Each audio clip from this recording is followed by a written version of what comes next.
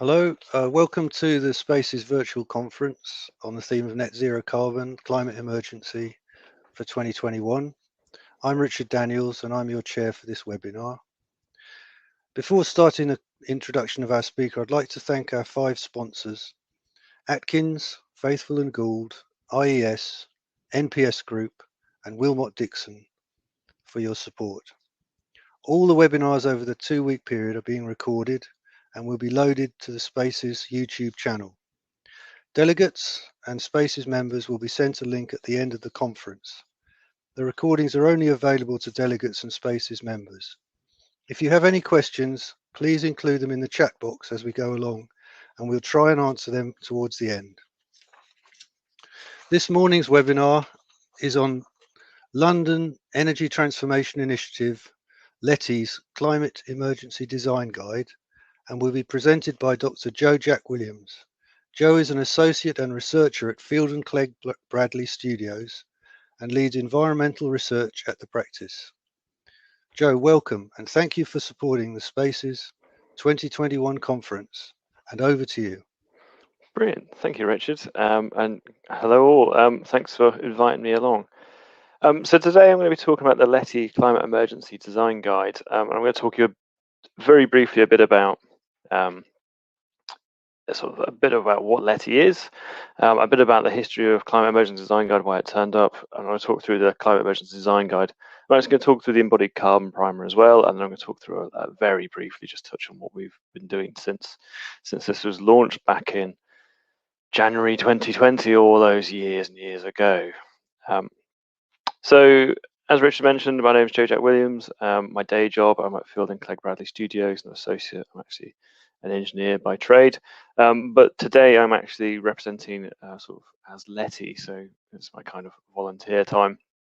So I sit within the task force, been a member of LETI for many years, and it's great that we're still getting this kind of traction. I'm still able to go and talk about some of the amazing stuff we're doing, and it's just going to kind of perpetuate, which I think is fantastic. So for those of you who don't know LETI, we started back in I think it was 2018, and the idea was we were trying to respond to the GLA consultation at the time, hence the London in the name, the London Energy Transformation Initiative. And what we were trying to do is guide the GLA in their London plan towards a kind of a better solution for in terms of the climate response. So we spent a fair bit of time doing big consultations. You can see in the top left a big group of us all sitting there. That was one of our first meetings, and we got great traction with the GLA, and they really engaged with it and about having that kind of dialogue. And we took this on further. So this is the Climate Emergency Design Guide launched at the Building Centre in central London, and really it's about this continuous group. So we're not a formalized group really. We're kind of a loose collective. And really, it's about participating. It's about being impartial. It's about a bit about being provocative. What we're really keen on is that we're designing the right buildings for the right time. Now we know we need to be doing low carbon buildings, so we're here as a group to try and push that forward. We often have big arguments in our meetings. There's never a kind of constant voice. We all know we're just working towards the kind of ultimate goal. So it's really fun. It's well worth, if you've got any time to give to it. I'll send you at the end of the thing, there'll be an email address if you want to be involved. Be absolutely fantastic. This is all done on volunteer time. So when you think about the amount of hours that go into creating a guide like this, it does take an awful lot of work. So again, although I'm presenting it, it's not me, it's a whole raft of other people, and you'll see it towards the end, there's pictures of all the people involved in just writing the guide. So huge amount of work that goes into these things. So if you have time, you're interested, do sign up, and I'll send you those links. I'll see them in the slides towards the end. So this is our kind of route to net zero. What we're aiming for is this path to net zero by 2030 for all new buildings, and this kind of sets up a whole raft of other things in the kind of process, and we'll come back to this in a bit. So the first place we kind of start off in the LETI journey for the Climate Emergency Design Guide is the net zero operational carbon. We did this one pager, and in effect, what we were trying to do is summarize. This is the UK Green Building Council, or this is the World Green Building Council advancing net zero, kind of one pager, if you like, and this was released back in 2018. Fantastic bit of work, really kind of put a line in the sand and said this is what we need to be working towards. which was great, but it's a bit vague. It's not very tangible, is it? How do you respond to this? So LETI came in. We partnered up with UK Green Building Council to create this net zero carbon buildings framework definition. So some of you may have seen this. It's a really fantastic document. It's really kind of clear. It's about pioneering this idea of what is a net zero carbon building, and it really came off the back of a lot of discussions. So as LETI, we were able to reach out to our member network. So we have about 1,000 people on our mailing list. We have about 100 people who regularly contribute, which is just incredible when you think about that time and kind that's been given to us. So we reached out to our group, and this is a whole raft of different people. So it's designers, consultants, contractors, policymakers, clients. We asked them what they want from their one-pager, and we were able to feed that back in. Now, it's not an exhaustive list. We'd love that list to be bigger. We don't have any product manufacturers on here, for instance. That would be fantastic to have. We'd love to have more clients on there as well. Really understanding what they need from it to sort of the buttons to push, if you like. We'll talk a bit about some of the future work we're doing as well. So you'll see how we're starting to reach out to those bigger groups. But it does mean that within LETI, we're able to work with the UK Green Building Council, but give them a kind of industry consensus in many ways. So, 1,000 people have the opportunity to respond. And because of the kind of position we have as LETI, actually, they do tend to engage. And it came out as this kind of one-page net zero operational carbon, where you kind of have this. I'll show you the full diagram in a second, but this one-pager came out, and it was really about starting this discussion. So in here, I've blocked out the rest of it just to focus on the kind of key bit, if you like, this low energy use in the top left. And what we're really saying is we should be looking at energy use intensity in the first instance, but also we should be setting targets for that. So we've got 35 kilowatt hours per meter squared per year for residential, 65 for schools, and 55 for offices. In parallel with that, what we've also got is a building fabric efficiency of 15 kilowatt hours per meter squared per year. For those of you who are familiar with Passive House, that's the kind of Passive House standard. So what we're basically saying is we can build stuff like this now. This is what we should be building. That's kind of where it should be. I think it's really important just to understand this slight shift in naming and units and convention. We've gone from a relative idea to an absolute. So those of you who are familiar with SAP and NCM and the kind of SBEM modeling and this idea of percentage reductions against a notional building, really great idea. Works really well for building compliance. It has its limitations, but I don't particularly dislike it. But it does mean that it doesn't really compare. It doesn't really look at the buildings in the correct way. It permits inefficiency in building form. It's much easier to get an inefficient building form through by increasing the insulation, say, than if you've got a sensible shaped building. It's really affected by fuel supply, so it's looking at CO2, not energy. I'll talk in a second about why that's important. Whereas if you move to this absolute figure, it means it's energy used at the meter, so we can measure it, which is really easy. We can go back and say this is how it works. We can look at the design influences in a bit more clarity. We can also, it's not about energy supply; it's about having a low energy building. So it's kind of agnostic of the systems we're using. So it's a much better way of doing it in many ways. And the reason it's important to look at it from this kind of perspective. We only have a fixed amount of on-site renewables we can have and off-site renewables. So we're always trying to balance this. We can't just have tons and tons of energy use and just say it's all going to be renewable. We just can't physically do that. So we're always trying to go, reduce our energy first and then understand what's happening at this kind of, at a network scale, if you like, across the whole country. How much renewable energy is connected to it? How much PV can we have in our building? How can we have this zero carbon energy grid? So it's about having an efficient building and then a low carbon building, efficiency first, but that'll set up those kind of low carbon bits in the future. And when we did some analysis on this, and I'll be clear, it wasn't me who did this, but I know people within CIBSE and the rest of LETI group and things like the Passive House Trust really input into this. What we did is we looked at the building at a kind of national scale. And we started to understand how much energy we had, and we also started to look at how low energy we could make our buildings. So this is just for domestic. There's similar activities done for offices as well. This is your kind of current Part L average at the top. So you've got about 140 kilowatt hours per year, per meter square per year. Exemplar, we can probably get down to 35. When we started to model it, we did a bottom-up modeling where we model the buildings to see how good we can get them. And we also did a top-down budget. So we looked at how much energy is available in a kind of zero carbon future, looking at things like wind farms and energy that's out there. And we came up with this figure in the end, about 35. So we know it's definitely doable. We can model buildings to do it, and buildings are achieving this, but it's difficult to achieve. It's really kind of a tricky thing. But we think if we don't do it, we won't have enough renewable energy. So we kind of have to do it to get this kind of all this decarbonized grid. It only works if you're all low energy in the first place. So here's this kind of full one-pager. It's fantastic. So we've got a measurement of, we've got the low energy use bit in the top left. We've also got the measurement of verification. It's not good enough just to say we build it and it's fine. We've got to make sure that we build it and it works.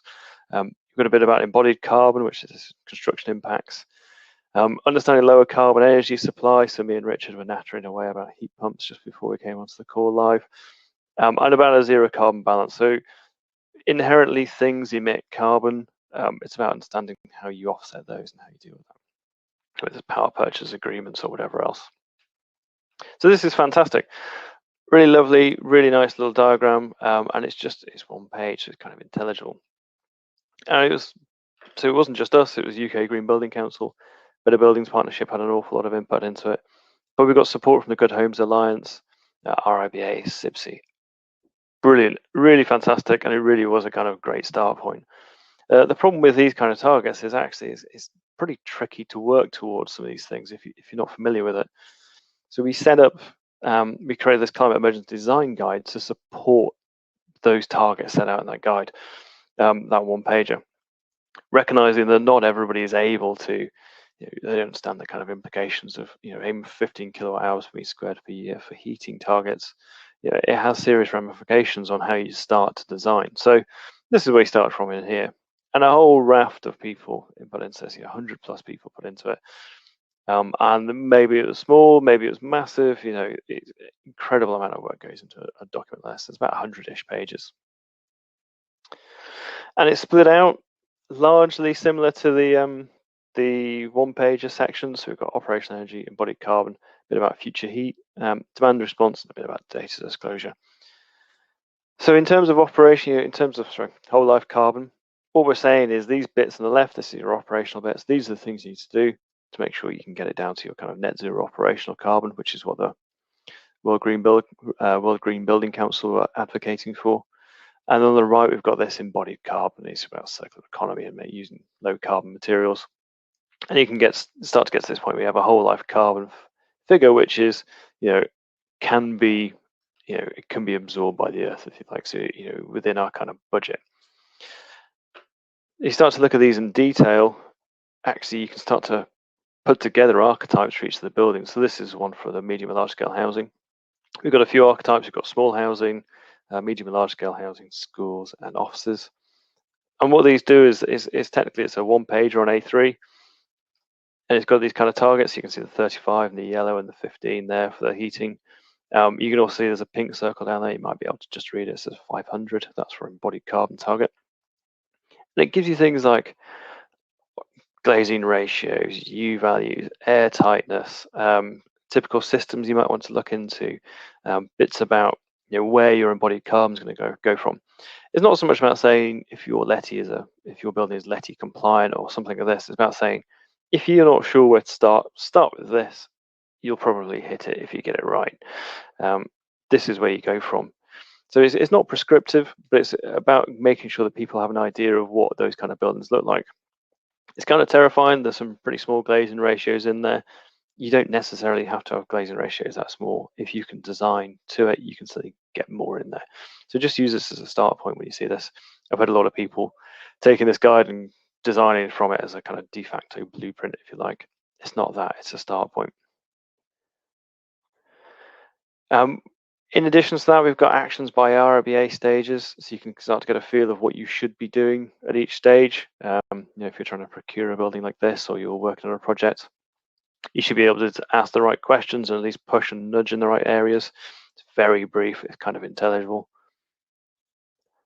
And what we've done is then we start to break this out into all these kind of key performance indicators for each of those sections. We talked about operational energy, So in terms of operational energy, these are our targets across the top. So energy use intensities, that's all of the energy in the building, excluding separables, I'd expect. But it's kind of tricky to say where separables start, separables finish. So if you're not sure, take this as the kind of ultimate target. Space heating down, same for all of them. And we've got renewable energy generation. So you can start to see just how much energy you should be putting in. Alan, I see you've asked a question about screen resolution. Apologies. I'll read through it a bit more. We can certainly send the slides around as well afterwards, so we can share them so you can have a bit of look. But if there's a particular question on it, Alan, ping it through and we can see. Where we've got, this is where we start from the left. So I showed that slide earlier about where we are currently at typical buildings and where we need to get to. We've done a fair bit of modeling, understanding how we can get down to that route. So, first instance, use a heat pump. You can save off an awful lot of energy just by doing that. Eliminate the performance gap. Go in there, design actually how it's going to use energy. Really understand it. Air tightness, MVHR, things like this. If you're doing one, you might as well do the other. Improve your U values, increase just generally, and then work through all these kind of bits and pieces. Very much passive house aligned, that kind of passive house process. We think that's one of the kind of key bits about the performance assurance, really digging into it. And you can kind of get down to this low energy design. So you can see where you need to target to get to your kind of good bits. And you can start to see you've got these. I mean, one of the great things about the Climate Emergency Design Guide is incredibly graphic, so it's incredibly intelligible. This is just a nice little diagram just showing actually how much difference a window makes in terms of orientation. So up here you can see your annual heating demand, and what happens is you start to spin that building around. You just don't get those that kind of passive solar heating during winter. So you can start to get an idea of where it's going to be beneficial. We're not looking at complex things like shady and this kind of thing. There's lots you can do, or overheating, but just understand that if you're trying to get down to 15, think about the orientation at the first point. It's a really easy win. So once you've got your energy sort of mapped out, one of the things you're probably going to look at is your kind of heat decision tree, or how you're going to heat the building. We created this as a nice sort of simple flow chart just to run through. You can sit there, you can go through it with your kind of clients and the rest of your design team. You can pop through these bits and just see actually how you do it. First point, reduce it, always reduce it. And can you minimize system temperatures? So can you reduce distribution heat losses in the first input? Can you make it a bit more flexible from different heat sources as well? Can you waste heat? All these really simple things. Heat share networks, identify potential system solutions. So is there something bigger that sits there? So there's all these kind of nice little bits, and it's quite a useful sort of flow chart if you're not particularly used to picking these things out. And similarly, in parallel with that, we've also got things like demand response. So this could be as basic as battery storage. So you can see here we've got this kind of peak reduction. So maybe use a car battery, which can then feed into the grid different times, or maybe it charges from solar power somewhere else at a different time. Can be as sort of complex and techy as that, if you like, or it could be as basic as maybe your building is so well insulated and so airtight that actually if you switch the heating off for 2 hours, maybe your temperature drifts off, maybe it drops down a degree, but maybe that's not such a problem. Maybe it's tolerable. You can put a jumper on. So it's just about understanding how you can start to displace those energy. The reason we're really interested in this is that as the electricity grid changes over the course of the day, obviously solar panels only generate electricity when it's sunny. So during the middle of that day, you could have a much greener energy. So it's just about balancing it. When you can use low carbon energy, maybe there are times during the day we don't have as much power, so you want to switch things off and make sure that other people can do it. So you can start to think about how you flex those energy use profiles, and it could be, like I say, from techie car batteries down to really simple things like just a kind of flexible thermometer that just says, adaptive thermal comfort. We can let it flex for a bit. So I mentioned here there's a bit earlier about verification and disclosure. Something we advocated to the GLA. It's really important that we share knowledge about how we how our buildings are performing. So it's really important to say, okay, this is how we think it's going to perform, but actually go back and measure it, and then we can start to see, did it work, what didn't work, and we can learn from this. So if I'm sure you've all seen in the GLA, London Planner, for those who work in London, they have a be seen element where it's talking about data disclosure, so you've got to say how your building performs. It's great. I mean, it is really useful. It means that we can start to target it. We can also see our progress towards our kind of zero carbon goals. So do find it. And that could be as basic as just saying, maybe it's just a Google Drive, which is publicly facing and people can download a little spreadsheet of the data on there. Or it could be something like, I don't know, a Carbon Buzz or something similar to that. So I don't think there's probably, one platform. It could be anything. But just make sure it's available. Sharing this knowledge is really useful. So what I didn't talk about when I was going through the other bits there on the Climate Emergency Design Guide is the embodied carbon section. So as a kind of fun story, so embodied carbon is perhaps in some ways newer than operational energy as a focus, although it's been kicking around for years and years. For a long time, over the past, say, 20 years, it's been really about operational energy for most people, myself included. It's only the last few years that embodied carbon's really started to come to the fore, where we start to think about a decarbonised grid, and you start to look at where the carbon could be coming from. So the embodied carbon primer, it was supposed to be an appendix, but actually we realised it needed to be something quite a lot bigger.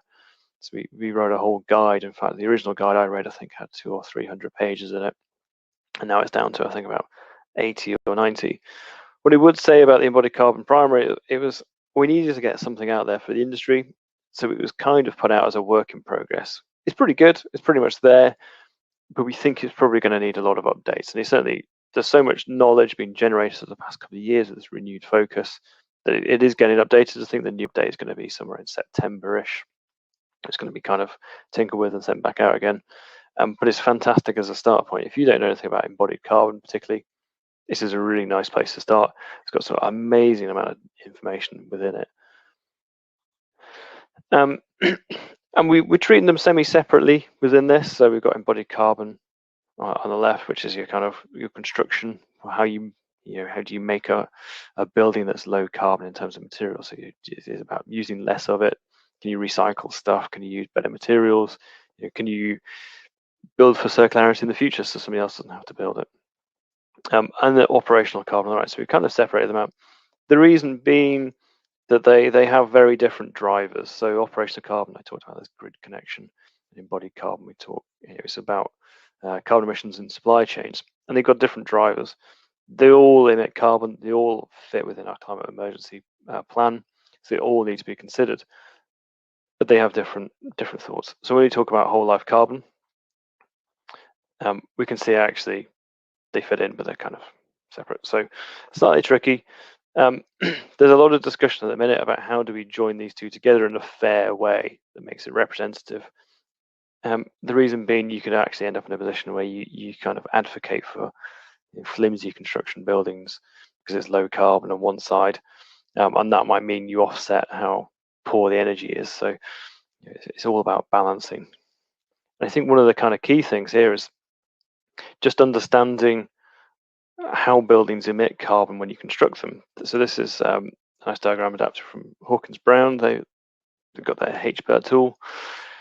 And this is actually done pretty close to a pie chart, actually. I think this is roughly kind of right. I'll show some more accurate pie charts in a second. But you kind of have these A1 to A3 modules, that's taking stuff from the ground and then turn it into a building material, that kind of cradle to gate. You've got your A4, which is transport to site, and your A5, which is construction. It doesn't tend to be so much about carbon associated with construction. It tends to be more about wastage. And they tend to be about 2/3 of the footprint of your embodied carbon building, sort of 50% to 2/3. You've got your kind of B module, so it's all about things, how it uses it. Do you need to maintain it often over 60-year life of the building? Do you need to replace it? How much maintenance does it need? Does it need a lot of cleaning? There's B6 and B7 here. These are operational things. We're going to recount those elsewhere. And then the C at the end, which is this kind of end of life things. What happens to it? How do you take it apart? Does it end up in landfill? There's a slightly more complex module here called Module D, and effectively that's benefits outside the boundaries. And that means that if your things are reusable or recyclable, they go forward into another kind of thing. So a bit trickier. We'll probably park Module D for a bit. And when you look over 60 years of life of the building, you can start to see where actually all this carbon. So this is the amount of carbon emissions that occurs before your building is even used, before it even happens. Nobody's moved into the building, nobody's got their feet on the doormat or anything like this. The building's just been built. It's fine. It's not been handed over. That huge whack of carbon there is the practical completion carbon. All happens before anybody moves in. Then you have these kind of yellow bits, which is kind of operational emissions, and then you have these kind of maintenance replacement cycles where things, maybe it's glazing, you just replace double glazing every now and then, or it could be carpets or something like this. And then you've got your end of life bits here where you take it away and whatever else happens to it at the end of its life. And you can see here we've got actually where we need to start to get from. We go from this kind of high carbon sort of current building regs section here, and really we need to be down towards here in our kind of 2030-ish target about embodied carbon, so very small embodied carbon, but really small operational energy too. And you've got some ideas in here. So we don't really consider embodied carbon in terms of regulation. We think we probably will soon. It feels like it's coming. And we can see how we get down to this. So 2030 target, as I say. There's been some work done on embodied carbon targets, and I'll talk about those at the end. So when you start to look at a bit more of a detailed comparison between where we were, and this is probably 2-3 years ago now, 2018, something like this, and an ultra low energy building, so it's what we're advocating in the LETI guide, you can see why focusing on the embodied carbon footprint all of a sudden makes a huge difference. So this pink section is embodied carbon, the yellow bit being operational carbon. We've gone from operational being 2/3 to probably about a quarter. So huge focus. We've always got to be keeping an eye on where's the next big point we can focus on. And again, here 50% of that embodied carbon here, the whole life carbon, is just carbon from the sort of supply chain. It hasn't even been delivered to site yet. So as soon as you put that order in, it's yours, and that's 50% of the building. It's quite a staggering thing when you start seeing those sort of figures. And when we start to dig into what's actually emitting it, you can really see that substructure and superstructure. So really, not a surprise. Most of what the building has to do is support itself and keep itself secure. And it's really, it's a high risk design, isn't it? It's got an awful lot of building regulations that surround it, and it's got a huge amount of health and safety implications. Nobody wants to walk across a building where the floor wobbles and whatever else. I'm sure some of you may have done that, and it's terrifying. So not surprisingly, things like concrete, steel, big structural things tend to really push it up. They're very high carbon. So substructure, it's your kind of basements. Maybe it's your piles or your raft foundations, and your kind of superstructure. So that's including things like your floors and beams and columns. You might have structure in your walls as well. So typically your external walls come under superstructure. So pretty big. There's always a bit here for facade. Difficult to know where it starts and stops sometimes. And then we've got internal finishes and MEP systems. A quick note on MEP systems. Those of you who are kind of interested in things, so CIBSE TM65 came out in January this year, I think, which gives a much better guide on how we put embodied carbon of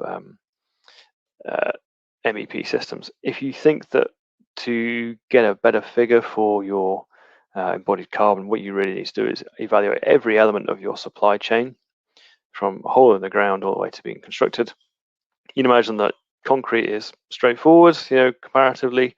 The hole in the ground is probably right next to your concrete batching plant, which is then just poured into the back of a lorry and delivered to your site. If you imagine an MEP system, you can imagine the boiler's probably got, tens of sub-assemblies within it. So all of those little bits, the pump is probably made by a different manufacturer, and that probably got bearings from another sub-manufacturer, which has got their own supply chains. So very, very difficult. So MEP, we expect this is going to start to shimmy around and change as we start to get better information. It might be quite a bit higher. The other thing is that MEP doesn't necessarily last as long as your structure does, so it can be quite big. So within the guide itself, we've got a whole raft of appendices that sit with this. So we have how to measure embodied carbon, so it gives a really nice breakdown of what's there. So we have, these are the Lifecycle modules. We showed them as a pie chart earlier. Here they are. They're shown in their kind of classic format. I think this is how they're shown in BSEN 15978. And it tells you a bit about, how do you calculate it? How do you work these things out? It tells you a bit about, understanding how your site works. How does that sort of kind of fit together? So it's about site selection. How do you use low carbon materials? And it's got a bit about material sort of focuses. So actually, what's going on with materials? This one's about aluminium. How can you reduce the amount of aluminium that's in your building and use better aluminium? Kind of useful. If you're not sure what a material is like, great. Again, you can have a flick through it. Again, all these guides are free, so you can download it and look at it at your own leisure if you like. So that was the Climate Emergency Design Guide, the Embodied Carbon Primer. Very quick whistle-stop tour, sort of half an hour through it. So that was released in January 2020, all those days ago when we could still meet in person. And it was very successful. We had 2 links, 2 releases. In fact, we had one at the Building Centre. We had another one at Feilden, Clegg, Bradley Studios, just to accommodate other people. But we haven't stopped since then. We've actually done an awful lot of work since then. There's quite a few bits that have come out. So I'm just going to talk quickly through some of those bits as well, and just give you an idea of some of the things we're currently working on. And we'll talk a bit about some of the things that are coming up as well. And hopefully you can, perhaps if you think it's interesting, you can join us and help us along with it.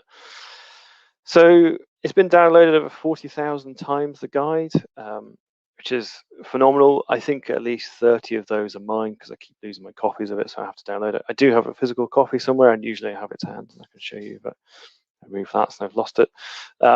It's over 100 countries have downloaded it. Amazing. I mean, quite fantastic.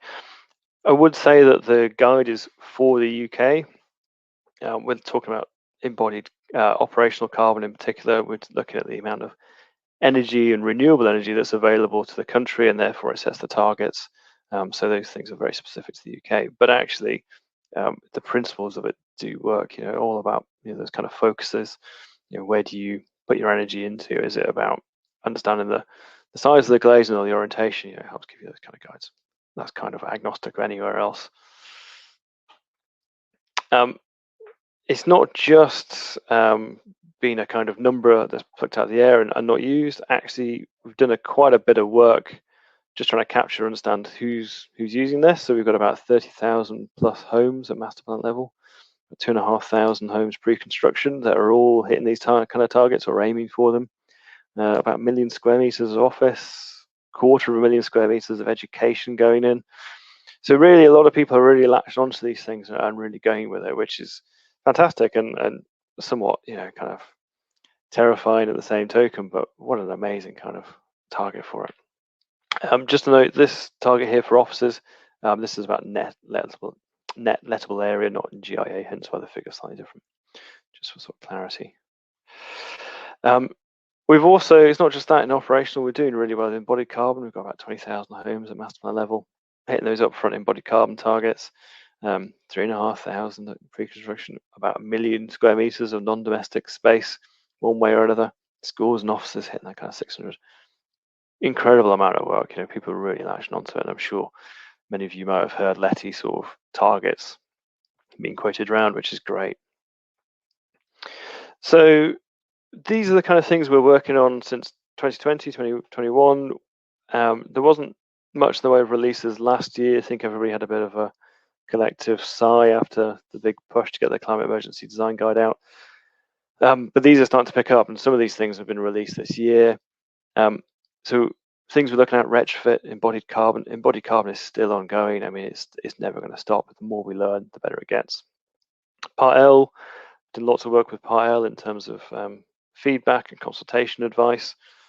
Clients guide, so we're writing a guide on how clients can procure, and I'll show you bits of those. A bit about hydrogen, development industry, understanding what buttons developers have to push to get zero carbon, guides to local authorities, building modeling, specification, how do you specify? It's all very well for me to sit as a designer and say, oh, it's going to be zero carbon, but actually how do you get it written down and somebody can procure it?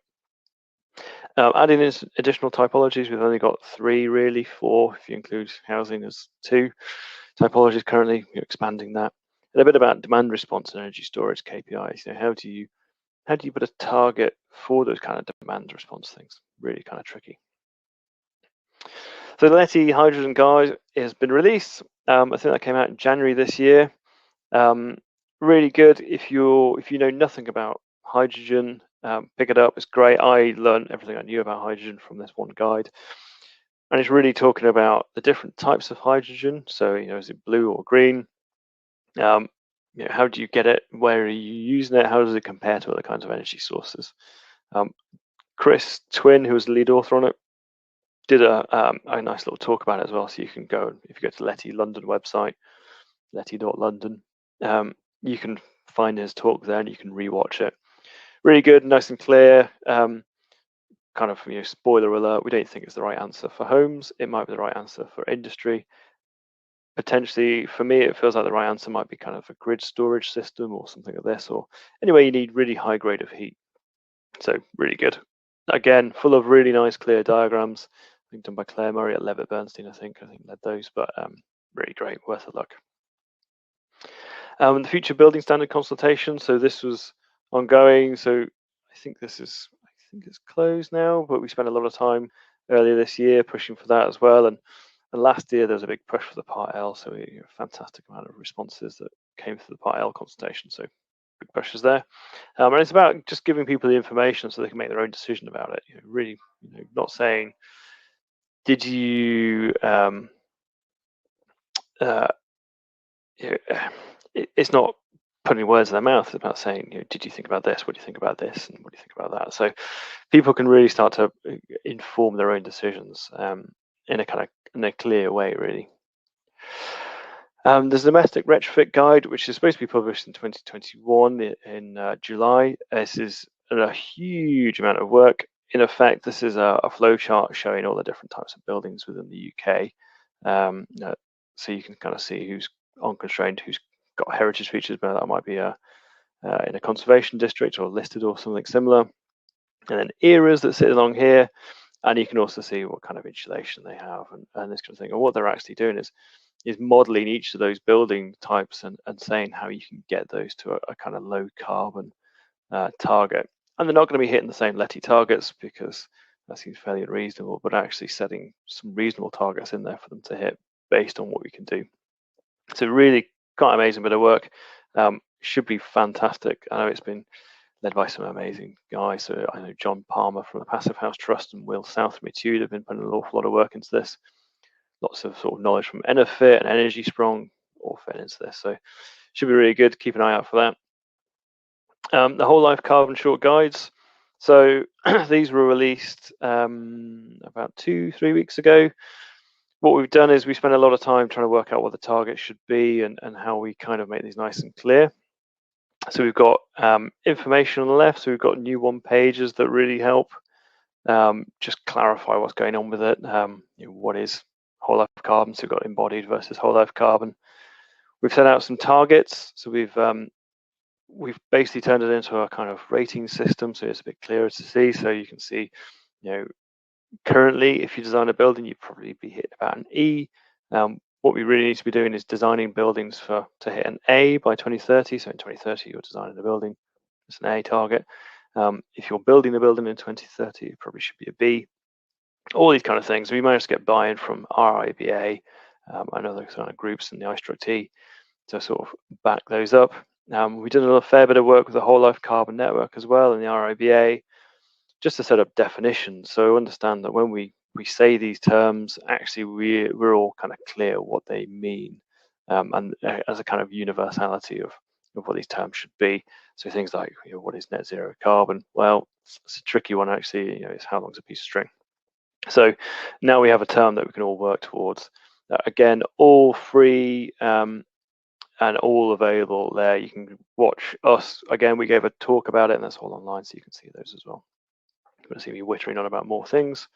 There's other people there who did a better job as well. So circular economy, spent a lot of time on the circular economy guide. That should be coming out in November-ish, we think. There's a bit of a one-pager that's coming out towards, we think it's probably again about September, but you know, how do you support things for the circular economy, you know, that refurbish, repurpose system. So really good, we're getting there, we are getting there, but it's tricky. Obviously the GLA have got guidance on circular economy and the kind of circularity required from their future buildings. So we're really working quite closely with them to see if we can put those bits together. The LETI client guide published in August 2021, really trying to get an idea of where, you know, what activities our clients should be doing at each RIBA stage, what they should be procuring, what they should be asking for from their design team, what they should be keeping an eye out for. Hopefully going to be nice and clear and intelligible. It's difficult to write these for a huge raft of different clients. I think we're hitting a kind of nice middle ground, so it would be interesting to see how that goes. There's a modeling guide. It's going to be a 70-page reference document, which starts with a kind of introductory bit for everybody and a workflow document, which is kind of nice and straightforward. As a really techy, detailed guidance for people who are into that kind of modeling side to it, so that we know that people are modeling in a similar way, so that people can get the best from it. I think that's going to be really useful as a kind of nice leveler as well. There are others I haven't touched on. So local authorities, I know there's people talking to local authorities about how they deal with it. I know Duncan Cox at Thornton Tomasetti, I think, is looking at the specification. There's other people looking at demand storage. Yeah, there's huge rafts of stuff going on. If you're interested, there's a much more thorough and a much more comprehensive, probably better work stream update, which was about a month ago. Watch it live on there. You can also see that you can download the slides and have a look through the 4 set of slides there at leti.london 2021-workstreams. I think it's well worth a little dig into. And again, I know there'll be people on this call who've got a speciality, particularly those sort of client side maybe, who might be able to really sort of fit those in, or maybe a bit more technical side.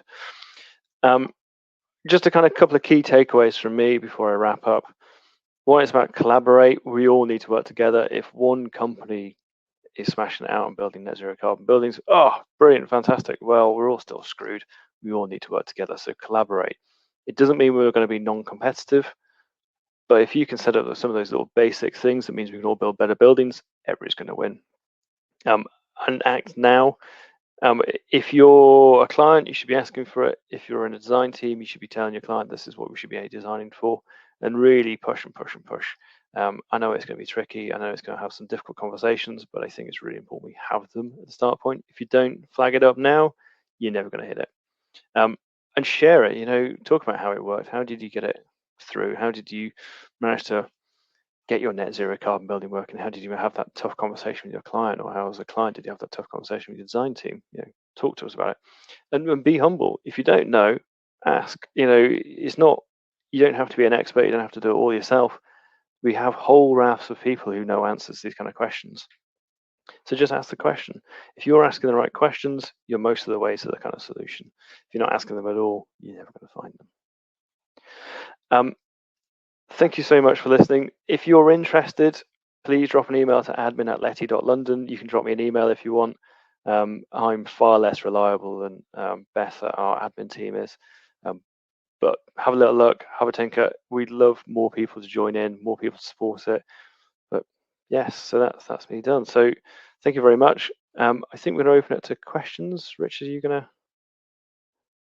take over? I can see there's quite a few coming flooding through, which is great. There's a couple of questions. Greg has got one. Are there any expected major developments over the next few years to reduce carbon in major building materials, such as steel and concrete? I suppose. Yeah. Well, yeah. Aluminium. Yeah. There's lots of things coming forward. So with things like steel, you can use electric arc furnaces, which are far lower carbon because they can be connected to the electricity grid rather than kind of gas. They are getting there, and they're much better for using recycled steel content as well. So that's fantastic. So the only limitation is you have to use standard sizes of steel. You can't really They can't do kind of custom bits, so it's a bit trickier. Concrete, yeah, there are cement replacements you can use. I suspect over the next few years you'll see an awful lot of them. As you can imagine, with things like the major structural materials and construction materials, you need to have the right certificates for them to say that they work and you can build a building out of them. They just take time to be signed off. So things that were happening sort of 2 years ago, probably it's going to take another couple of years for them to be sort of released out there. The main cement replacements are ground glass blast furnace slag from steel manufacture, and PFA, which is pulverized fly ash, which is from coal-fired power stations. Now, we don't have an awful lot in the UK of either at the minute, so yeah, it's a tricky one. So there's a bit of a rush. There are things coming forward. The things you can do before that, you can just use lean construction. And in fact, I'd recommend everybody go to the iStruct and look at their climate section. It's free, and it tells you all about lean design and construction. It's got a whole section on low carbon concrete. I'm pretty sure there's a bit on low carbon steel. It's a great little start point to kind of get to grips with it. And if you've got a structural engineer who's working on it, make sure that you're able to ask them the right kind of questions on it. So a lot of work more to do there by the sound of it. Oh yeah, and in fact, if we want to hit an A rating for 2030 in our kind of new targeting, we don't quite know how you do it. In all honesty, we really don't. You could build it out of timber. You'd still really struggle. You still struggle to hit it. Yeah. Recycled timber then. Recycled timber, yeah, baby. There's a lot goes in the skip, Does the MEP, this one from me, include the embodied carbon of PV panels? So, no. Now, why not? It could. So the reason being, we don't want to disincentivize people to put PV panels because the PV panels play an important part of decarbonising the grid. So what we've done, we've actually separated out renewable electricity generation from the rest of the kind of whole life carbon or the embodied carbon section. So if it was solar thermal, we'd say include it in there because you're only ever going to connect it to your building. You're not going to send it out. You might send it to a heat network, but then your heat network would include it in. If it's just renewable energy, electricity generation that you're going to then sell off back to the grid, it becomes really complex in terms of how do you model that and how do you make sure that we're still going to have our decarbonised grid and you still have this kind of low carbon. So we, I think, took a bit of a step back and said we don't know. So we're hoping people will report it and we'll get an idea of how important the other side of that, Joe, is how circular are PV panels? I suspect really not at all. I know things like, and if you look at the kind of poly and monocrystalline PV panels, very difficult to do anything with and very carbon intensive. If you look at something like thin film CIS or something like this panels, which aren't particularly easy to get hold of in the UK, they are much lower carbon. And if you think that basically they're kind of printed on a sheet of glass, I can imagine actually. And even on a roof, I hear. Yeah, I've seen turn-coated aluminium or something. There is a manufacturer anyway that will print the solar panel onto the roof structure. Yeah, absolutely amazing. They're not hugely efficient is the flip side. Although the last I heard from thin film is they work better in kind of overcast weather, so it tends to balance out in the UK. But yeah, they've been disincentivized by Part L and the way it works calculates the efficiency, unfortunately. So maybe when it changes, it'll be a bit better.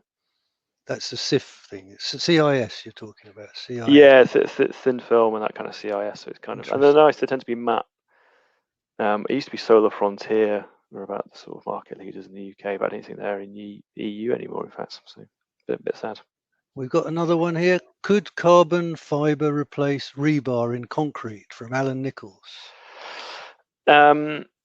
Yes, potentially. There are some manufacturers out there, I've forgotten the name of them, who are working on this currently. Carbon fibre is far stronger. And actually, there's that whole thing, isn't it? It's the carbon that's doing most of the work. The concrete's there just to keep it straight. Yeah, potentially. What I would say is carbon fibre is not hugely low carbon, ironically. It does take an awful lot of energy to make carbon fibre. So it's not necessarily as clear as you might think, just by the fact it's made out of carbon. It's not necessarily the best thing.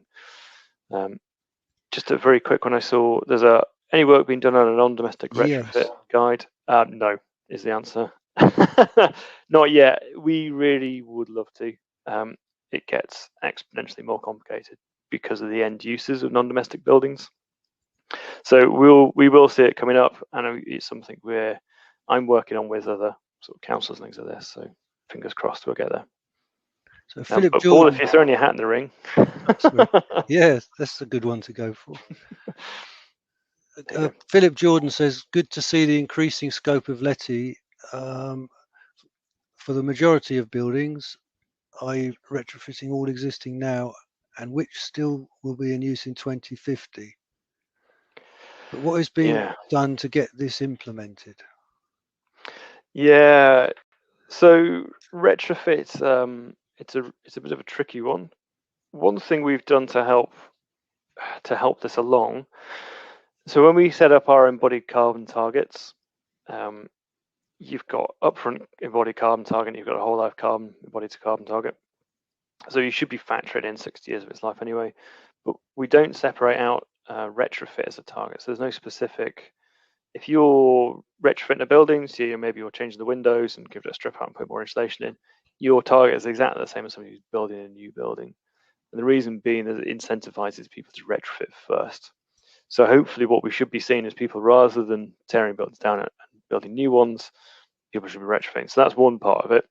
The second part is the buildings that were built sort of 10 years ago that didn't know about this. Yeah, it's a really difficult one. In fact, we're starting to look at this with one of our sites. Currently, something we built at FCB, going back, and how do you start to convert those complex buildings with complex construction techniques that aren't a kind of solid wall construction, Victorian, whatever else. Yeah, so I'm not sure that'll be in the retrofit domestic guide. I'm sure there'll be something along those lines.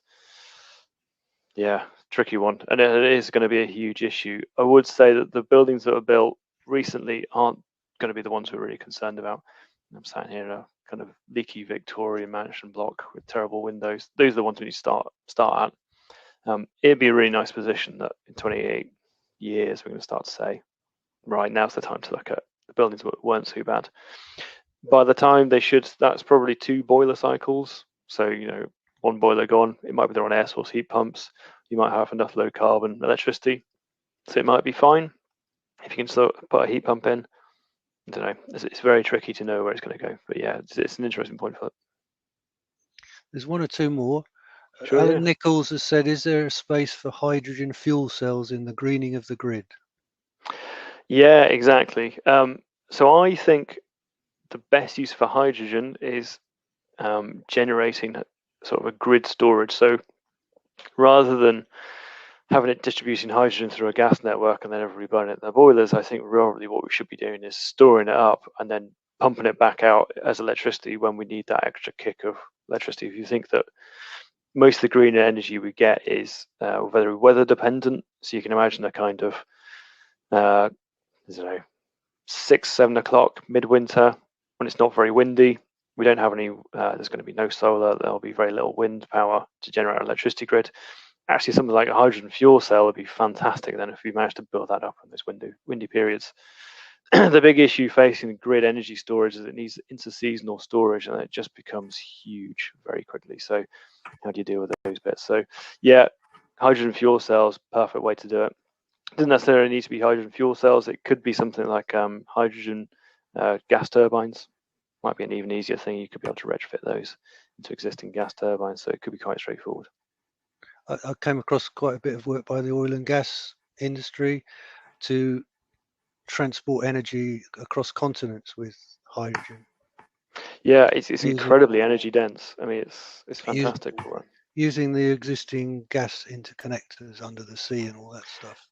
Yeah, there's a huge amount of technology out there already, Yeah, I did see a really low-tech solution. This was some years ago, which was just basically you fill a bag and you float it across the sea with a little tug pulling it across because it floats. As long as it's kind of puncture resistant, a couple of layers of Tyvek. Actually, it's kind of straightforward. I think you've got a pipe already under there, though. Yeah. But anyway, puncture resistant. Yeah, there you go. Here's one from Paul Gould. One of the main levers on Pathway would be update improvement to Part L. Have you got any further on what is happening in the background and timescale? So, have you heard anything on the grapevine? Not really. What we are hearing is that they are tightening it up, and what's interesting is that MHCRG really opens this discussion and they're really keen to do something. We're certainly hearing about embodied carbon. I think that will start to be legislated within a year and a bit, 2 years. I think that'd be my kind of guess. Things take time with sort of government agencies, don't they, Richard? Yeah. And could I just sort of add in there, we have got Dr. Hal Davies, Technical Director at CIBSE, who's always good for a couple of insights on things like building regs. Yeah. It's Tuesday. We'll ask him on Tuesday. Yeah. Hal will know. If anybody questions. Yeah. Hal, if anybody knows, Hal will know. Yeah, we suspect it's going to be getting there. One of the problems we're finding is that there's a kind of default back to building regulations, and I do think we need to start moving on from, that's the minimum, that's the worst building we can build in some ways. We need to move past that. So we've been saying that for 20 years. Yeah, exactly that. So there is a bit of aspirational, but we do realise that regulations, people will just default back to regulations, and that's the competitive market. So it's a bit of both. Push, push, push, and we'll see when Part L catches up with us. Well, I think it's about it, really. Thanks, Joe Jack. I've got to make some thanks to people at the end. So, and there'll be a poll coming up as well. So thanks for everyone for attending the seminar. And I'd like to take the opportunity to thank our presenter, Dr. Joe Jack Williams, and our sponsors again, Atkins, Faithful and Gould, IES, NPS Group, and Wilmot Dixon for all their support. Without them, this wouldn't happen. So if you can take a few seconds to fill in the response when it comes. And there's quite a lot more seminars over the next week, and they're being recorded and will be loaded to the Spaces YouTube channel. Delegates and Spaces members will be sent a link at the end of the conference. The recordings are only available to delegates and Spaces members. So thanks a lot for attending, everyone. Brilliant. Thanks all for having me. I hope to see you all at LETI meetings in the near future. Yeah, we'll be there. Thanks.